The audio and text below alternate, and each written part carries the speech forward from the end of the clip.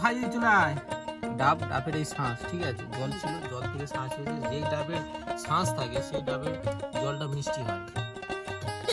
এবার যত বয়স হতে থাকবে এই শ্বাসটা নারকেলে পরিণত হতে থাকবে, নারকেল হয়ে যাবে, তারপর নারকেলের হালকা জল থাকবে। এই নারকেলটা তখন এমনি ভাবে খাওয়া যায় না, যেমন নারকেলটা দেখেছেন আপনারা, নারকেল নিয়ে অনেক কিছু করা হয়, তখন নারকেল হিসাবে খেতে পারবেন।